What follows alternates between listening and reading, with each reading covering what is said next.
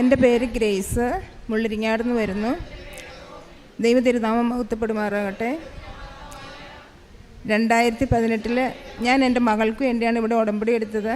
2018 എൻ്റെ മകളിൽ ബ്ലഡ് ക്ലോട്ടാകുകയും ശരീരഭാഗത്ത് അവിടെ ഇവിടെയൊക്കെ ആയിട്ട് ബ്ലഡ് ക്ലോട്ടായി കാണപ്പെട്ടു. പിന്നെ ഒരു പനി വന്നു. അപ്പോൾ അങ്ങനെ ഹോസ്പിറ്റലിൽ കാണിച്ചു. അപ്പോൾ അവർ ഇത് മാറാത്തതുകൊണ്ട് ക്ഷീണം മാറുന്നില്ല. അപ്പോൾ അതവർ ബ്ലഡ് ടെസ്റ്റ് ചെയ്തു. അപ്പോൾ പ്ലേറ്റ്ലെറ്റ് കൗണ്ട് കുറവാണെന്ന് പറഞ്ഞു. 10 ഉണ്ടായിരുന്നുള്ളൂ. പിന്നെ അവിടെ അതിനുള്ള ഫെസിലിറ്റീസ് ഇല്ല എന്ന് പറഞ്ഞ് രാജഗിരിക്ക് റെഫർ ചെയ്തു. രാജഗിരിയിലേക്ക് വന്നു. അത് കഴിഞ്ഞ് അവിടെ അവർ പ്ലേറ്റ്ലെറ്റ് കയറ്റി. അതുപോലെ ട്രീറ്റ്മെൻറ്റ് മുമ്പോട്ട് പോയിക്കൊണ്ടിരുന്നു. പ്ലേറ്റ്ലെറ്റ് കൂടാനുള്ള മെഡിസിൻ കൊടുത്തു, സ്റ്റിറോയിഡ് എടുത്തു. ഇതൊക്കെ ആയിട്ടും എന്നും തന്നെ അവൾക്ക് പനി, ജലദോഷം, ചുമ, അങ്ങനെയുള്ള എന്തെങ്കിലും അസുഖങ്ങൾ എപ്പോഴും ഉണ്ടാകും. പിന്നെ ലിംഫ് ഗ്ലാൻഡിന് നീർവീക്കം ഉണ്ടാകും. അങ്ങനെ ഒരു ദിവസം പോലും സ്വസ്ഥതയോടുകൂടി വീട്ടിൽ താമസിക്കാൻ പറ്റാത്ത അവസ്ഥയായി. എന്തെങ്കിലും ഒരു തുടക്കം ജലദോഷമോ ചുമയോ എന്തെങ്കിലും വരുമ്പോഴത്തേക്കും അവൾ പ്ലേറ്റ്ലെറ്റ് കൗണ്ട് കുറയും. അപ്പോൾ WBC കൂടുകയും ചെയ്യും. അങ്ങനെ ഭയങ്കര പ്രശ്നമായി. ഞങ്ങൾ എന്നിട്ട് ഹോസ്പിറ്റലിൽ അങ്ങനെ പോയിരുന്ന് അവസാനം എനിക്ക് തോന്നി ഡോക്ടർമാരെ ഒന്നും ആശ്രയിച്ചിട്ട് കാര്യമില്ല, പ്രാർത്ഥിക്കുക, അല്ലാതെ ഇത് മാറില്ല എന്നുള്ള ഉത്തമ ബോധ്യത്തോടുകൂടി ഞങ്ങളവിടെ ചാപ്പലിൽ പോയി പ്രാർത്ഥിക്കാൻ തുടങ്ങി. അങ്ങനെ 2019 ഒരു ഏപ്രിൽ മാസത്തിൽ ഞങ്ങൾ അവളുടെ ലിംഫ് ഗ്ലാൻഡിന് നീർവീക്കം വന്നു. അപ്പോൾ ഞങ്ങൾ ഡോക്ടറെ കാണാൻ ചെന്നപ്പോൾ 3-4 പ്രാവശ്യം വന്നല്ലോ, ഇനി അത് ബയോപ്സിക്ക് എടുക്കണമെന്ന് പറഞ്ഞു. അപ്പോൾ ബയോപ്സിക്ക് എടുക്കാൻ വേണ്ടിയിട്ട് അപ്പോൾ ഡോക്ടർ പറഞ്ഞു ബയോപ്സിക്ക് എടുക്കണമെങ്കിൽ അവിടെ കീറണം, നല്ല കോസ്റ്റ്ലി ആയിട്ടുള്ള ഒരു ഓപ്പറേഷൻ ചെയ്യണം, എന്നിട്ട് വേണം ബയോപ്സിക്ക് എടുക്കാനെന്ന് പറഞ്ഞു. അപ്പോൾ ഞങ്ങൾ CT സ്കാനിൻ്റെ ഫ്രണ്ടിലിരിക്കുമ്പോഴാണ് ഇവിടെ ഒരു പത്രം എനിക്ക് കിട്ടുന്നത്. അതുവരെ ഞാൻ അതിനെക്കുറിച്ച് കേട്ടിട്ടില്ല, ഞാൻ അറിഞ്ഞിട്ടില്ല, ആരും പറഞ്ഞും കേട്ടിട്ടില്ല. ആ പത്രം കിട്ടി ഞാൻ എൻ്റെ കയ്യിലെടുത്തപ്പോൾ തന്നെ ബൈബിൾ പോലും വായിക്കാൻ മടിയുള്ള എൻ്റെ മോള് വേഗം തട്ടി എൻ്റെ കയ്യിൽ നിന്ന് എടുത്തിട്ട് പറഞ്ഞു ഞാനിതൊന്ന് വായിച്ചു നോക്കട്ടെ എന്ന് പറഞ്ഞു. അത് വായിച്ചു. അതിലെ വചനങ്ങളും അതിലെ സാക്ഷികളും മൊത്തം അവൾ വായിച്ചു. ആ സമയത്ത് അവളുടെ സിറ്റുവേഷൻ എന്താണെന്ന് വെച്ചാൽ അവളുടെ കഴുത്ത് തിരിയില്ല, ഭയങ്കര വേദനയായിരുന്നു. വേദനയായതുകൊണ്ട് അപ്പോൾ ഡോക്ടർ പറഞ്ഞു ഇത് ബയോപ്സിക്ക് എടുക്കാൻ കഴുത്ത് ഒന്ന് കൊത്തിയെടുക്കാനുള്ളത് കൊണ്ട് മെഡിസിനൊന്നും എടുക്കണ്ട, ഒരു മെഡിസിനും കൊടുക്കണ്ട, അവളുടെ കൗണ്ട് കൂടാനുള്ള മെഡിസിൻ ഉണ്ടായിരുന്നു, അതും കൊടുക്കണ്ടെന്ന് പറഞ്ഞു. ഒന്നും മെഡിസിൻ എടുത്തില്ല. 9 മണിക്ക് ശേഷം ഭക്ഷണവും കൊടുക്കണ്ടെന്ന് പറഞ്ഞു രാത്രി. എന്നിട്ട് രാവിലെ ഞങ്ങൾ അവിടെ ചെന്നു. ഈ പത്രം 10-11 മണിയായി ഞങ്ങൾക്ക് കിട്ടിയപ്പോൾ. ഈ പത്രം അവൾ വായിച്ചിട്ട് കയറിപ്പോയി സ്കാനിങ്ങിന് ചെന്നു കഴിഞ്ഞപ്പോൾ ഡോക്ടർ ചോദിച്ചു കഴുത്ത് അങ്ങോട്ടും ഇങ്ങോട്ടുമൊക്കെ തിരിക്കാൻ പറഞ്ഞു അവർ സ്കാൻ ചെയ്യാൻ നേരത്ത്. അപ്പോൾ അവൾ ശരിക്കും കഴുത്തൊക്കെ തിരിച്ചു. അപ്പോൾ ഡോക്ടർ പറഞ്ഞു അപ്പോൾ മെറീനയ്ക്ക് കഴുത്ത് തിരിയില്ല എന്ന് പറഞ്ഞിട്ട് ഇപ്പോൾ കഴുത്ത് തിരിയുന്നുണ്ടല്ലോ എന്ന് പറഞ്ഞു. അപ്പോൾ ഇവൾ ഓർത്ത് ശരിയാണല്ലോ, എൻ്റെ കഴുത്ത് തിരിയുന്നുണ്ട്, എൻ്റെ കഴുത്തിന് ഇപ്പോൾ വേദനയില്ലല്ലോ. അപ്പോൾ അങ്ങനെ ചിന്തിച്ചു. അപ്പോൾ എന്നിട്ട് ഇറങ്ങി വന്നിട്ട് അപ്പോൾ തന്നെ പറഞ്ഞു മമ്മി ഡോക്ടർ പറഞ്ഞു എൻ്റെ കഴുത്തിൽ അങ്ങനെ ബയോപ്സിക്ക് എടുക്കാനൊന്നുമില്ല, ഇപ്പോൾ ഒരു കുഴപ്പമില്ല, അതിൻ്റെ അകത്തൊന്നും കാണുന്നില്ല, വെറുതെ എന്തിനാ സർജനെ കാണണേ, സർജൻ്റെ അടുത്ത് സർജറി ചെയ്യേണ്ട ആവശ്യമില്ല എന്ന് പറഞ്ഞു. അങ്ങനെ മോളോ ഇറങ്ങി വന്നിട്ട് എൻ്റെ അടുത്ത് ഭയങ്കര സന്തോഷത്തോടുകൂടി പറഞ്ഞു മമ്മി ഈ പത്രത്തിൽ വഴി നോക്കിക്കാൻ നമുക്കത് എവിടെയാണെന്ന് അറിയണം, അവിടെ പോയാൽ എൻ്റെ രോഗം എല്ലാം സൗഖ്യപ്പെടും, എനിക്ക് അവിടെ പോകണം എത്രയും പെട്ടെന്ന് മമ്മി, നമുക്ക് 2 പേർക്കും കൂടെ പോകാം, അവിടെ ചെന്ന് എൻ്റെ അസുഖം മാറും. ഇപ്പോൾ കണ്ടില്ലേ എൻ്റെ കഴുത്ത് തിരിയില്ലാതിരുന്ന കഴുത്ത് ആ പത്രം വായിച്ചിട്ടേ കയറിപ്പോയുള്ളൂ. അതിൽ ദൈവാനുഭവങ്ങളും സാക്ഷ്യങ്ങളും വായിച്ചത്. അപ്പോൾ എനിക്ക് സൗഖ്യപ്പെട്ടു. അപ്പോൾ അത് കാരണം അങ്ങനെ ഞാൻ ആ വഴി നോക്കി ആലപ്പുഴ ചെന്ന് ഇറങ്ങി. അത് കഴിഞ്ഞ് തിരിച്ച് എനിക്കറിയില്ല എവിടെയാണെന്ന് എന്താണെന്നൊന്നും അറിയില്ല, അതുവരെ ആരും പറഞ്ഞും കേട്ടിട്ടില്ല. അത് പിന്നെ ഞാൻ രാജഗിരിയിൽ വെച്ച് ഒരു മോൾ എൻ്റെ അടുത്ത് പറഞ്ഞു ചേച്ചി എത്രയും പെട്ടെന്ന് പൊക്കോ. അപ്പോൾ അവൾക്ക് ഛർദിയായി, ഭയങ്കര പ്രശ്നമാണ്, പിന്നെ എപ്പോഴും അസുഖമാണ്, വയറുവേദന, ഭക്ഷണമൊന്നും വേണ്ട, വിശപ്പില്ലായ്മയായി, ഈ സ്റ്റിറോയിഡ് എടുക്കണോണ്ട് വെയിറ്റ് കൂടി, അങ്ങനെ ഒരുപാട് പ്രശ്നങ്ങളുമായിട്ടിരിക്കുന്ന സമയത്താണ് ഈ പത്രം കിട്ടുന്നത്. ഞാനിവിടെ വന്ന് രണ്ടും കൽപ്പിച്ച് എന്തെങ്കിലും ആവട്ടെ, ഞാൻ അറിയില്ല എങ്കിൽ പോലും ഞാനിവിടെ വന്ന് ഉടമ്പടിയാണെന്നൊന്നും അറിയില്ല. അവിടെ വന്നു എല്ലാവരും ഒരു പച്ച കാർഡ് വാങ്ങണ്ട, ഞാനും അത് വാങ്ങി ലൈനിൽ നിന്നു. സത്യം പറഞ്ഞാൽ എന്താണെന്നൊന്നും അറിഞ്ഞിട്ടില്ല, ദൈവം എന്നെ വിളിച്ച് ഇവിടെ കൊണ്ടുവന്നു, അതെല്ലാം ചെയ്യിപ്പിച്ചതാണെന്ന് ഞാൻ ഉറച്ച് വിശ്വസിക്കുന്നു. അല്ലാതെ ഞാൻ ഒന്നും അറിഞ്ഞുകൊണ്ടല്ല വന്നത് ഇവിടെ. എന്നിട്ട് എന്നെക്കൊണ്ട് ഉടമ്പടി എടുപ്പിച്ചു. അടുത്തിരിക്കുന്ന കൊച്ച് എന്താണോ ചെയ്തത് അത് ഞാൻ നോക്കി. പക്ഷേ അതൊന്നും എനിക്ക് ഗ്രഹിക്കാനുള്ളൊരു മാനസികാവസ്ഥയിലല്ലായിരുന്നു ഞാനന്ന്. കാരണം ഇത്രയേറെ ഒരു ടെൻഷനും പിടിച്ച് നമ്മൾ ശരിക്കും പറഞ്ഞൊരു ബോധമില്ലാത്ത അവസ്ഥയിലാണ് ഞാനിവിടെ വന്നു വരുന്നത്. പിന്നെ ആ കൊച്ചു ചെയ്ത പോലെ അവൾ ടിക്ക് ഇട്ടതുപോലെ ഞാൻ ടിക്ക് ഇട്ടു. ഉടമ്പടിയാണെന്ന് അറിയാതെ അതെല്ലാം ചെയ്തു. ഞാൻ തിരിച്ച് വീട്ടിൽ പോയി. ഇവിടെ അമ്മ പ്രത്യക്ഷപ്പെട്ടാന്ന് എനിക്കറിയില്ല. ഇവിടെ വന്ന് പ്രാർത്ഥിച്ചു. അത് കഴിഞ്ഞിട്ട് ഞാൻ തിരിച്ചു പോയി. അവിടെ ചെന്നു ഒരാഴ്ച. അതിൻ്റെ ഇടയ്ക്ക് അവൾക്ക് വയറിന് ഭയങ്കര വിഷമം. അപ്പോൾ അവൾ പറഞ്ഞു, മമ്മി ആ തൈലം പറ്റി പ്രാർത്ഥിക്കുക, തൈലത്തിന് ഭയങ്കര ശക്തിയാണെന്ന് പറഞ്ഞ് ഞാൻ കേട്ടിട്ടുണ്ട്. ഒരു സിസ്റ്റർ രാജഗിരിയിൽ വന്നായിരുന്നു. അപ്പോൾ അവർ പറഞ്ഞു, ആ സിസ്റ്റർ പറഞ്ഞു തൈലം പറ്റി പ്രാർത്ഥിച്ചാൽ മതി മോളെ എന്ന് പറഞ്ഞ് അങ്ങനെ തൈലം കൊടുത്തു. ഇത് ഇവിടെ വരുന്നതിന് മുമ്പ് അങ്ങനെ തൈലം പറ്റി പ്രാർത്ഥിച്ചു. അപ്പോൾ അവളുടെ ഈ സ്റ്റിറോയിഡ് എടുക്കണോണ്ട് വയറിലെല്ലാം സ്ക്രാച്ചിങ് ഉണ്ടായിരുന്നു. അപ്പോൾ ഞാൻ ഓർത്തു, ദൈവമേ ഇത്രയും ചെറിയ പ്രായത്തിൽ, നമുക്ക് 18 വയസ്സാണ് ഉണ്ടായിരുന്നത്.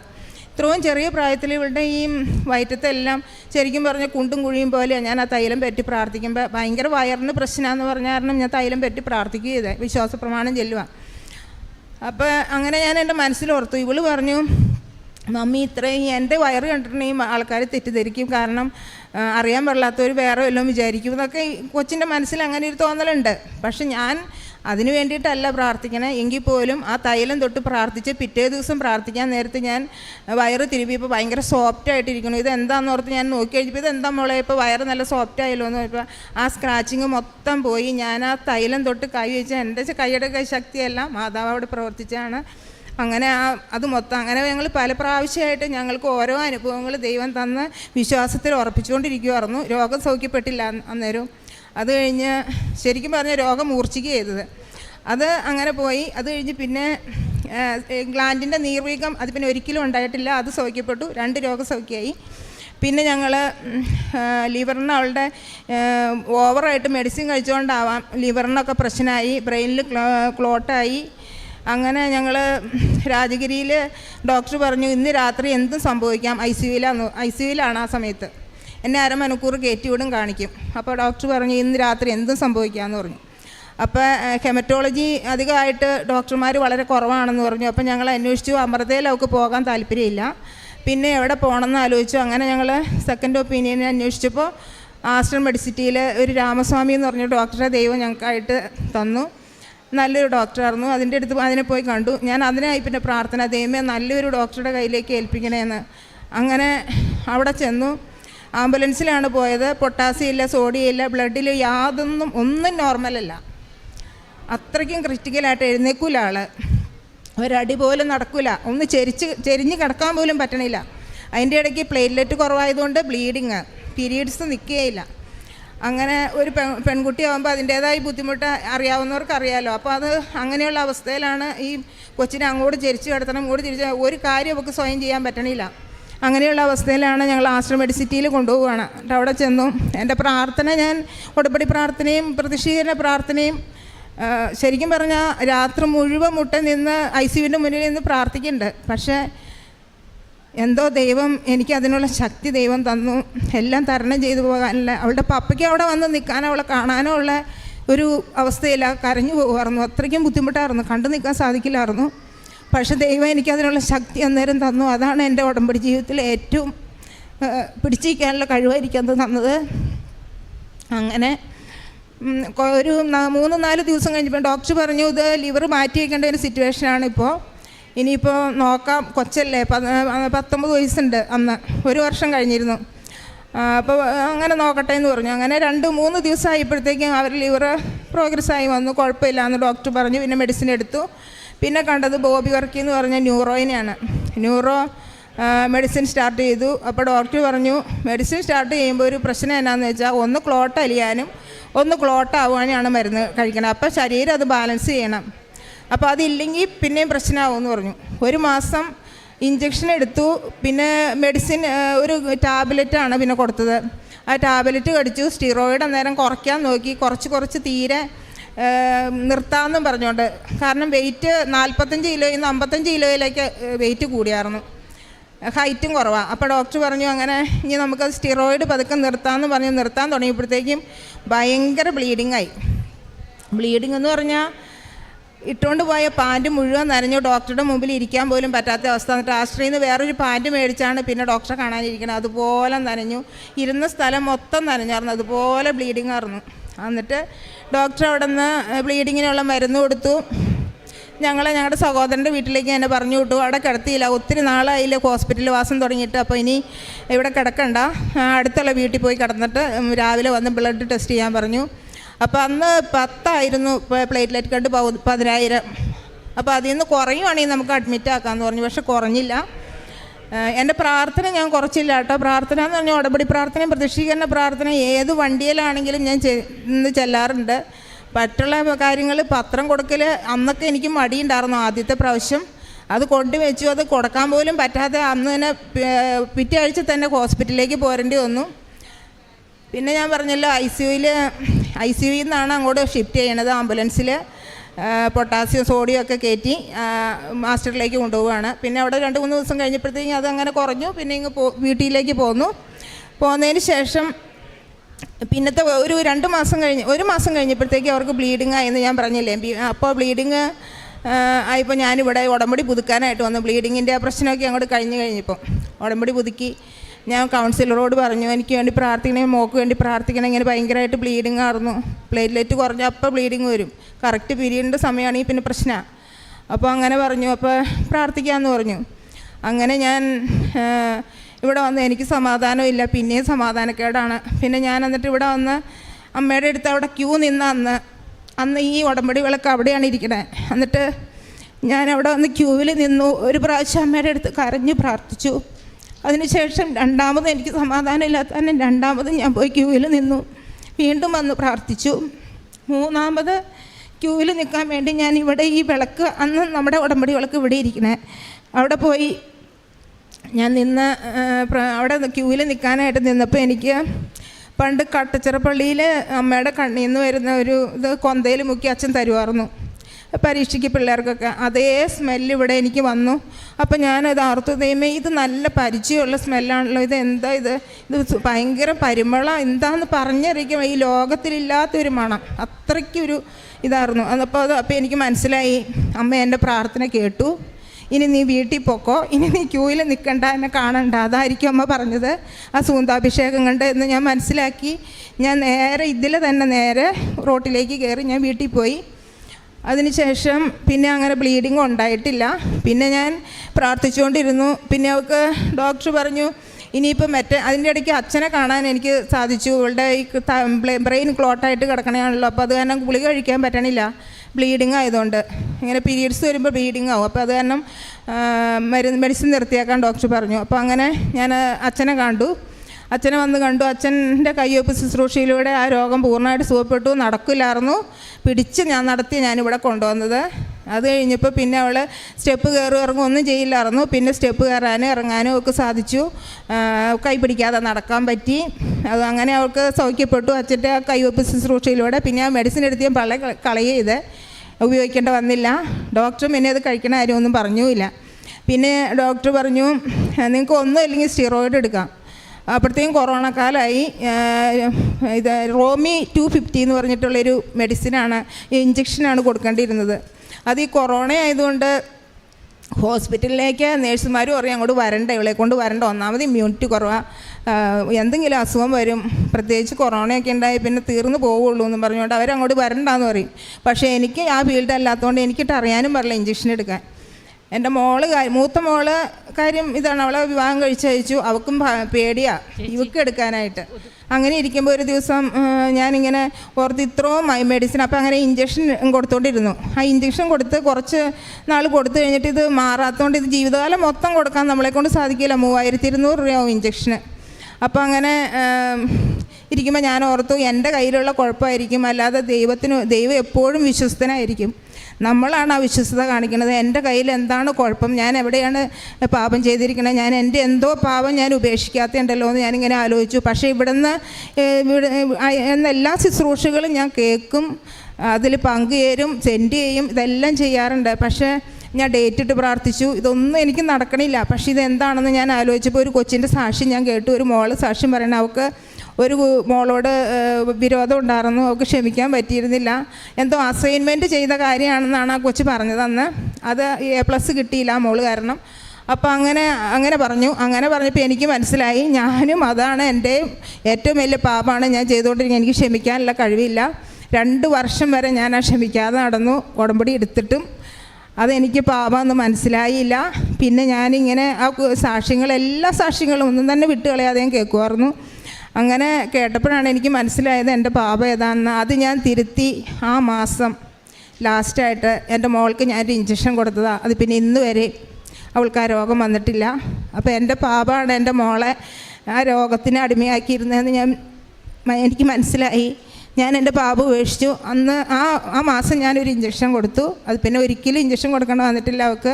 അങ്ങനെ രോഗം ഉണ്ടായിട്ടില്ല. പിന്നെ ഒരു പ്രാവശ്യം ഞാനിവിടെ വന്ന് ഒരു പ്രാവശ്യം സാക്ഷ്യം പറഞ്ഞത്, അപ്പോൾ രണ്ടാമത്തെ പ്രാവശ്യമാണ് പറയുന്നത്.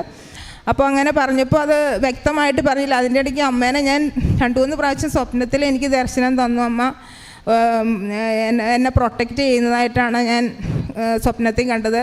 പിന്നെ ഞാൻ എൻ്റെ പാപം ഉപേക്ഷിച്ച് കഴിഞ്ഞപ്പോൾ അമ്മ എൻ്റെ 2 തോളിലും കൈ വെച്ചിട്ട് നെറ്റിയിൽ ചുംബിക്കുന്നതായിട്ട് ഞാൻ സ്വപ്നം കണ്ടു. ഞാനപ്പോൾ മുട്ടേ നിന്നിട്ട് 2 കൈയും അമ്മയുടെ അരയിൽ കെട്ടിപ്പിടിക്കുന്നതായിട്ടും ഞാൻ അരയിലേക്ക് ചാഞ്ഞു കിടന്ന് കരയുന്നതായിട്ടുമാണ് ഞാൻ സ്വപ്നം കണ്ടത്. അന്ന് ഞാൻ ഒരുപാട് കരഞ്ഞു. കാരണം ഇത്രയും പാപം ചെയ്തിട്ടും എന്നെ ഇത്രയധികം സ്നേഹിക്കുന്നുണ്ടല്ലോ എന്ന് ഓർത്തിട്ട്. അങ്ങനെ മകളുടെ രോഗം സുഖപ്പെട്ടു. യേശുവേ നന്ദി, യേശുവേ സ്തുതി, യേശുവേ സ്തോത്രം. അതുപോലെ രണ്ടാമതായിട്ട് എനിക്ക് പറയാനുള്ളത്, ഞാൻ കട്ടിലേൽ ഉറങ്ങിക്കിടക്കുന്ന സമയത്ത് വീണ് എൻ്റെ നടുവിന് എന്ത് പ്രശ്നമാണെന്ന് എനിക്കറിയില്ല. എല്ലാവരും പറഞ്ഞു ഹോസ്പിറ്റലിൽ പോകണമെന്ന് പറഞ്ഞു. എനിക്ക് ചെരിഞ്ഞ് കിടക്കാൻ പാടില്ല, ഒരു വശത്തേക്ക് നിവർന്ന് കിടക്കാൻ പാടില്ല, കമന്ന് കിടക്കാൻ പാടില്ല. അങ്ങനെ ഭയങ്കര പ്രശ്നമായിട്ടിരുന്നു. അങ്ങനെ ഞാൻ ഈ തൈലം പറ്റി ഞാൻ പറഞ്ഞു ഹോസ്പിറ്റലിൽ പോകണില്ല, ഞാൻ ഉടമ്പടി എടുത്തതാണ്, ഞാൻ ഈ തൈലം പുരട്ടി തന്നെ സുഖമാവണം, അല്ലെങ്കിൽ സുഖമാവണ്ട, അങ്ങനെ ഇരുന്നോട്ടെ എന്ന് പറഞ്ഞു. അങ്ങനെ ഞാൻ തൈലം പുരട്ടി പ്രാർത്ഥിച്ചുകൊണ്ടിരുന്നു. 1 വർഷം വരെ അങ്ങനെ കൊണ്ടുകിടന്നു. മാതാവ് എന്നെ സൗഖ്യപ്പെടുത്തി. എൻ്റെ രോഗം അത് പൂർണ്ണമായിട്ട് സൗഖ്യപ്പെട്ടു. എനിക്കിപ്പോൾ കുനിയാനോ നിവരാനോ ചെരിയാനോ ചെരിഞ്ഞെടുക്കണേനോ ഒന്നും ഒരു ബുദ്ധിമുട്ടില്ല. പിന്നെ എൻ്റെ പീരീഡ്സ് ഭയങ്കര ക്ലോട്ടായിട്ട് ഇറഗുലറായിട്ട് വരുമായിരുന്നു. അപ്പോൾ നിൽക്കാനായിരിക്കും എന്ന് എല്ലാവരും പറഞ്ഞു. പക്ഷേ അത് ഭയങ്കര പ്രശ്നമായിട്ട് തോന്നി. ഇപ്പോൾ ഞാൻ ഡോക്ടറെ കണ്ടു. 2 സിസ്റ്റ്, ഒരു ഓവറിയിൽ ഒരു സിസ്റ്റ്, 2 ഫൈബ്രോയിഡൊക്കെ ഉണ്ടെന്ന് പറഞ്ഞു. പ്രശ്നമൊന്നുമില്ല, വേണമെങ്കിൽ ഒന്ന് യൂട്രസ് ക്ലീൻ ചെയ്യാമെന്ന് പറഞ്ഞു. ഞാൻ ബുധനാഴ്ച ചെല്ലാൻ പറഞ്ഞു. ഞാൻ പറഞ്ഞു ഡോക്ടറെ ഒരു മാസവും കൂടെ എനിക്ക് നീട്ടിത്താട്ടെന്ന് പറഞ്ഞു. എന്നിട്ട് ഞാൻ പരിശുദ്ധ അമ്മയോട് പറഞ്ഞു, പ്രാർത്ഥിച്ചു, അമ്മേ ഞാൻ ഇനി ആ ഡോക്ടറെ അടുത്തേക്ക് പോയില്ല, അമ്മ തന്നെ എൻ്റെ യൂട്രസ് ക്ലീൻ ചെയ്ത് തന്നാൽ മതി, എനിക്ക് അവരുടെ അടുത്ത് പോകണ്ട, എനിക്ക് ആ വേദന സഹിക്കാനും പറ്റില്ല എന്ന് പറഞ്ഞു. അമ്മ ആ ആഴ്ച തന്നെ എനിക്കത് നിർത്തി തന്നു. അത് പിന്നെ എനിക്ക് ഇന്ന് വരെ ഉണ്ടായിട്ടില്ല. എൻ്റെ രോഗം പൂർണ്ണമായിട്ട് സൗഖ്യപ്പെട്ടു. ഇതെല്ലാം മാറി. അതുപോലെ എൻ്റെ മോളുടെ കുഞ്ഞ് പഠിക്കാൻ ഭയങ്കര മടിയായിരുന്നു പഠിക്കാനും. അവൾക്ക് ഓർമ്മ നിൽക്കില്ല. അപ്പം മമ്മി ഇവൾക്ക് എന്താണ് എന്തോരം പറഞ്ഞു കൊടുത്താലും ഓർമ്മ കിട്ടില്ല എന്ന് പറഞ്ഞു. ഞാൻ എന്നിട്ടൊരു നിയോഗം വെച്ചു, പ്രാർത്ഥിച്ചു. ഒക്കെ തൈലം പുരട്ടി നാവത്ത് തലയിൽ എന്നും വിശ്വാസ പ്രമാണം ചൊല്ലി പ്രാർത്ഥിക്കും. അങ്ങനെ അവൾ ഇപ്പം നല്ല മിടുക്കിയായിട്ട് പഠിക്കുന്നു. പക്ഷെ മടിയൊക്കെ ഉണ്ട് കേട്ടോ, എഴുതാനും വായിക്കാനൊക്കെ മടിയുണ്ട്. പക്ഷെ എന്നാലും പഠിച്ചു കഴിഞ്ഞാൽ ഓർമ്മ കിട്ടുന്നുണ്ട്, നന്നായിട്ട് ഓർത്തിരിക്കും. വേറെ ഒരു കുഴപ്പമില്ല. ദൈവം അതിനുള്ള ജ്ഞാനവും ഉപയോഗമൊക്കെ കൊടുത്തു. പിന്നെ എൻ്റെ മൂത്ത മകള് ഡ്രൈവിംഗ് ലൈസൻസിന് വേണ്ടിയിട്ട് ശ്രമിച്ചു. അവൾക്ക് ഭയങ്കര ടെൻഷനാണ്, പേടി. അപ്പോൾ ടെസ്റ്റ് ആയപ്പോഴത്തേക്കും കൈ വിറയ്ക്കൽ കാല് വിറയ്ക്കൽ ഭയങ്കര പ്രശ്നം.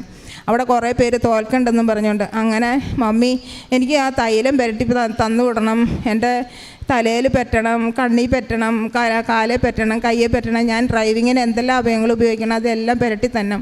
അങ്ങനെ പോയി. അപ്പം ഞാൻ പറഞ്ഞു വെഹിക്കിൾ തൊട്ട് അരികത്ത് വന്നിരുന്നാൽ നീ വിചാരിച്ചാൽ മതി, അത് ഈശോയാണെന്നും മാതാവാണെന്നും വിചാരിച്ച് നീ വണ്ടി ഓടിച്ചോ, ഒരു പ്രശ്നം ഉണ്ടാവില്ല, നീ വിറയ്ക്കൊന്നുമില്ല എന്ന് പറഞ്ഞു. അങ്ങനെ അവൾ ആ ആദ്യ റൗണ്ടിൽ തന്നെ അവൾ പാസ്സായി. അങ്ങനെ എല്ലാ അനുഗ്രഹങ്ങളും ദൈവം ഇത് കൂടാതെ ഒത്തിരി അനുഗ്രഹങ്ങൾ എനിക്ക് ദൈവം ചെയ്തു തന്നിട്ടുണ്ട്. അതെല്ലാം നന്ദി പറയുന്നു. യേശുവേ നന്ദി, യേശുവേ സ്തുതി, യേശുവേ സ്തോത്രം. എന്നെ ഇത്രയധികം സ്നേഹിച്ച് ഇവിടെ ഈ അമ്മയുടെ വാസസ്ഥലത്ത് കൊണ്ടുവന്ന് നിർത്തിയതിനായിട്ട് സ്തോത്രം. ഒരുപാട് നന്ദി എൻ്റെ ജീവിതകാലം മുഴുവൻ. അതുപോലെ ഞാൻ കാരുണ്യ പ്രേക്ഷിത പ്രവർത്തനം ആദ്യമൊക്കെ മടിയാണെന്നു എന്ന് പറഞ്ഞെങ്കിലും പിന്നീട് ഞാൻ ഓരോ വീടും കയറി പത്രം കൊടുക്കും. എത്ര മഴയാണെങ്കിലും വെയിലാണെങ്കിലും ഞാനത് വകവയ്ക്കാറില്ല. എല്ലാ വീടും കയറി പറഞ്ഞു കൊടുക്കും. എന്നിട്ട് വിശ്വാസ പ്രമാണം ചൊല്ലി ജപമാല ചൊല്ലിയാണ് പോണത്. അതിനുശേഷം ഞാൻ അവരോട് പറയും, നിങ്ങൾ ഈ പത്രം വായിച്ചതിന് ശേഷം അടുത്തവർക്ക് കൊടുത്തേക്കാൻ പറയും. അങ്ങനെയെല്ലാം പ്രേക്ഷിത പ്രവർത്തനം ചെയ്യും. എനിക്ക് പറ്റുന്നതുപോലെ കാരുണ്യ പ്രവൃത്തി ചെയ്യും. ട്രസ്റ്റിന് ഭക്ഷണത്തിനുള്ള പൈസ കൊടുക്കാറുണ്ട്. അതുപോലെ വസ്ത്രത്തിന് എന്നെ പറ്റുന്നതെല്ലാം ഞാൻ ചെയ്യാറുണ്ട്. ഇനിയും എൻ്റെ ജീവിതകാലം മുഴുവൻ എൻ്റെ ഈശോയ്ക്ക് വേണ്ടി ജീവിക്കാനാണ് എനിക്കിഷ്ടം. അമ്മയ്ക്ക് ഈശോയ്ക്കും കോടാനുകൂടി നന്ദി. സമുദ്രത്തിലൂടെ കടന്നു പോകുമ്പോൾ ഞാൻ നിന്നോടുകൂടെ ഉണ്ടായിരിക്കും. നദികൾ കടക്കുമ്പോൾ അത് നിന്നെ മുക്കിക്കളയുകയില്ല. അഗ്നിയിലൂടെ നടന്നാലും നിനക്ക് പൊള്ളലേൽക്കുകയില്ല, ജ്വാല നിന്നെ നശിപ്പിക്കുകയില്ല. യെശയ്യാ പ്രവാചകൻ്റെ പുസ്തകം 43 2 തിരുവചനമാണ്. തൻ്റെ ജീവിതാനുഭവങ്ങൾ ഓരോ വ്യക്തികളും ഇവിടെ പങ്കുവയ്ക്കുമ്പോൾ അവർക്ക് അവരുടെ ജീവിതത്തിൽ എങ്ങനെയാണ് ദൈവം അവരോടുകൂടി ഉണ്ടായിരുന്നത്. നാം അഗ്നിയിലൂടെ നടക്കുകയില്ലെന്നോ അല്ലെങ്കിൽ സമുദ്രത്തിലൂടെ നടക്കുകയില്ലെന്നോ ഒന്നുമല്ല. സമുദ്രത്തിലൂടെ നടന്നാലും അത് നമുക്ക് യാതൊരു വിധത്തിലുള്ള ദ്രോഹവും നമുക്കുണ്ടാകില്ല, മുക്കിക്കളയില്ല എന്നാണ് പറയുക. അതുപോലെ ജ്വാല നമ്മെ ദഹിപ്പിക്കില്ല, കർത്താവ് നമ്മോട് കൂടെ ഉണ്ടാകും. പരീക്ഷണങ്ങൾ കൂടുതലായിരുന്നു എന്നാണ് ഈ മകൾ പറഞ്ഞത് ഉടമ്പടി എടുത്തതിന് ശേഷവും. എന്നാൽ ഒരിക്കലും ഞാൻ പ്രാർത്ഥന മുടക്കിയില്ല. കാരുണ്യ പ്രവർത്തികളൊക്കെ ആ സമയത്ത് ചെയ്യുവാൻ എനിക്ക് പറ്റിയില്ല, എന്നാൽ അതുപോലെ പ്രേക്ഷിത പ്രവർത്തനവും. എന്നാൽ പിന്നീട് അതിനു വേണ്ടിയിട്ട് താൻ ഒത്തിരിയേറെ തീഷ്ണതയോടെ പ്രവർത്തിച്ചു. ഇതൊക്കെയാണ് നാം കേട്ടത്. അങ്ങനെ തനിക്കും തൻ്റെ മകൾക്കുമൊക്കെ കിട്ടിയ രോഗസൗഖ്യം, അത് എല്ലാറ്റിലും ഉപരിയായിട്ട് അമ്മയുടെ സാന്ത്വന സ്പർശനം, അതെങ്ങനെയാണ് ഈ മകൾക്ക് ലഭിച്ചത്? സുഗന്ധ അഭിഷേകവും. അമ്മ സ്വപ്നത്തിൽ വന്ന് ഈ മകൾക്ക് അമ്മ തൻ്റെ ദർശനം നൽകുകയാണ്, ഈ മകളെ ആശ്വസിപ്പിക്കുകയാണ്. അതിന് യെശയ്യാ 1:19 അനുസരിക്കാൻ സന്നദ്ധരെങ്കിൽ നിങ്ങൾ ഐശ്വര്യം ആസ്വദിക്കുമെന്നാണ് തിരുവചനം പറയുക. തനിക്ക് 2 വർഷമായിട്ട് താൻ ഒരിക്കലും മിണ്ടാതിരുന്ന ഒരു വ്യക്തിയോട് തനിക്ക് തന്നെ ക്ഷമിക്കുവാൻ സാധിച്ചപ്പോൾ അത് ഈ മകൾ മനസ്സിലാക്കുന്നത് സാക്ഷ്യത്തിലൂടെയാണ്. അതുകൊണ്ടാണ് നാം സാക്ഷ്യങ്ങൾ ഷെയർ ചെയ്യണമെന്ന് പറയുക, ഉടമ്പടി ധ്യാനം കേട്ട് അത് മറ്റുള്ളവർക്ക് ഷെയർ ചെയ്യണമെന്ന് പറയുക. അപ്പോഴതൊക്കെ ഓരോ വ്യക്തികൾക്കും ഉപകാരപ്പെടും. അങ്ങനെ തൻ്റെ ജീവിതത്തിൽ ഈ മകൾ ചെയ്തപ്പോൾ ഈ മകൾക്കും എങ്ങനെ അമ്മ തൻ്റെ അരികിൽ വന്ന് നിൽക്കുന്ന ആ ഒരു സാന്നിധ്യ അനുഭവം ഉണ്ടാവുകയാണ്. നമ്മുടെ ജീവിതത്തെയും നമുക്കൊന്ന് നോക്കാം. എവിടെയൊക്കെയാണ് നമുക്ക് മാറാലകളുള്ളത്, അത് നമുക്ക് പൊടി തട്ടി നമ്മുടെ ജീവിതത്തെ ദൈവത്തിൻ്റെ മുമ്പിൽ ഒരു കണ്ണാടിയിൽ എന്ന പോലെ നമുക്ക് നിൽക്കുന്ന ഒരവസ്ഥയിലേക്ക് നമുക്ക് കൊണ്ടുവരുവാൻ കഴിഞ്ഞാൽ തീർച്ചയായും ഉടമ്പടിയിലൂടെ നമുക്കും ദൈവാനുഭവങ്ങൾ പ്രാപിക്കാൻ സാധിക്കും. നമുക്ക്